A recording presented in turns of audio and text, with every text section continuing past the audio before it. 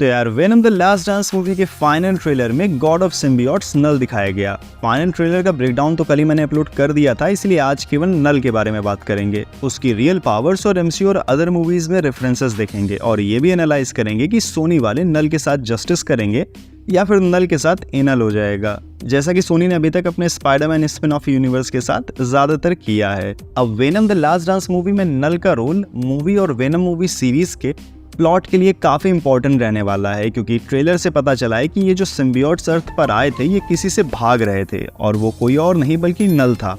और उसी ने इन जीनोफेज को अर्थ पर वेनम के पीछे भेजा है। इस ट्रेलर में ये भी बताया गया कि वेनम के पास ऐसा कुछ है जो नल को चाहिए। तो जो थ्योरी चल रही है वो ये है कि एडी ब्रॉक के पास जो सिम्बियोट है वेनम वाला, वो सबसे इम्पोर्टेंट और प्राइमल सिम्बियोट है नल के लिए। ट्रेलर से लग रहा है कि जैसे नल एग्जाइल में लाइफ बिता रहा है और ये वेनम सिम्बियोट ही उसे उसका गॉड स्टेटस वापस दिला सकता है। और इन सब का सीन ऐसा है कि ये सिम्बियोट्स कहीं भी चले जाएं खुद को नल से छुपा नहीं सकते हैं, क्योंकि नल ने ही सबको क्रिएट किया है और ये सब नल से हाइव माइंड के थ्रू कनेक्टेड हैं। ट्रेलर में हाइव माइंड कनेक्शन का डिपिक्शन भी दिखाया गया था। ब्लैक और रेड टेंड्रिल्स ग्लो होकर एक सेंटर की तरफ मूव हो रहे हैं जहां पर नल का थ्रोन है और अलग अलग यूनिवर्सेस के सिम्बियोट्स क्या क्या कर रहे हैं वो भी यहीं से देखा जा सकता है। और ये हाइव माइंड कनेक्शन सिर्फ सिम्बियोट्स और नल के बीच में ही नहीं है बल्कि इन सिम्बियोट्स में आपस में भी है। और मे बी यही रीजन था कि वेनम 2 के लास्ट में वेनम स्पाइडरमैन को पहचान गया था, क्योंकि एक दूसरे यूनिवर्स में किसी सिम्बियोट की फाइट स्पाइडरमैन से हुई थी। मे बी वो यूनिवर्स टॉबी मैगवायर के स्पाइडरमैन 3 वाला हो और वहीं से हाइव माइंड मेमोरी की वजह से वेनम यहाँ भले ही टॉम हॉलैंड के स्पाइडरमैन को ना जानता हो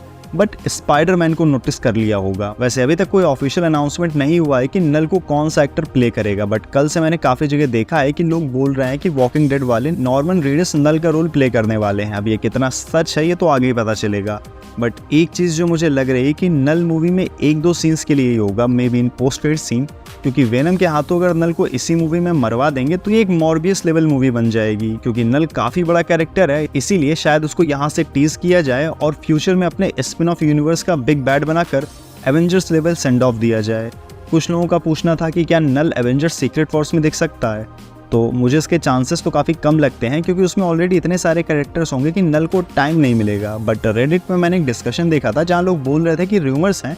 कि स्पाइडरमैन 4 का मेन विलन नल होने वाला है, जहां वेनम भी होगा और टॉम हॉलैंड के स्पाइडरमैन को ब्लैक सूट भी मिलेगा, जैसा कि ओरिजिनल सीक्रेट वॉर्स कॉमिक्स में हुआ था। और ये मूवी बैटल वर्ल्ड में होगी। बट अभी ये सब अर्ली थ्योरीज हैं, मैं ज़्यादा सीरियसली नहीं लूँगा इन सबको। और मेरा मानना है कि नल को सोनी वाले अकेले ही यूज़ करें और अच्छी स्टोरी के साथ आगे बढ़ें तो ज़्यादा अच्छा रहेगा, क्योंकि नल काफ़ी ज़्यादा बड़ा कैरेक्टर है मार्वल कॉमिक्स के अंदर। अगर तुम्हें थैनोस बड़ा लगता है तो नल को समझ लो कि वो थैनोस से ही बड़ा कैरेक्टर है, क्योंकि नल इस कॉस्मिक साइकिल के पहले भी एग्जिस्ट करता था, बिग बैंग के भी पहले। ये एक केओस की तरह है, एक ब्लैक डार्कनेस जो नथिंगनेस की डेफिनेशन है, और इसका मिशन ही यही है कि पूरे मल्टीवर्स को वापस उसी नथिंगनेस, उसी डार्कनेस में ले जाना चाहता है। जब सेलेस्टियल्स आए और लाइट ने जगह लेना स्टार्ट कर दिया तो नल ने ऑल ब्लैक नाम की स्वॉर्ड क्रिएट की, जो पहला सिम्बियोट था, और उससे एक सेलेस्टियल का सिर काट दिया जो कि स्पेस में फ्लोट करता रहता है। Guardians of the Galaxy movie में भी एक सेलेस्टियल हेड दिखा था, इसी को कॉमिक्स में कैनोनाइज करने की कोशिश की गई है। और इस स्वॉर्ड को बाद में गॉड द गॉड बुशर ने भी यूज किया है, जिसका एक लूज वर्जन एमसीयू में भी देखने को मिला था थॉर लव एंड थंडर में। तो नल इसी ऑल ब्लैक को रीगेन करके पूरे मल्टीवर्स पर रूल करना चाहता है।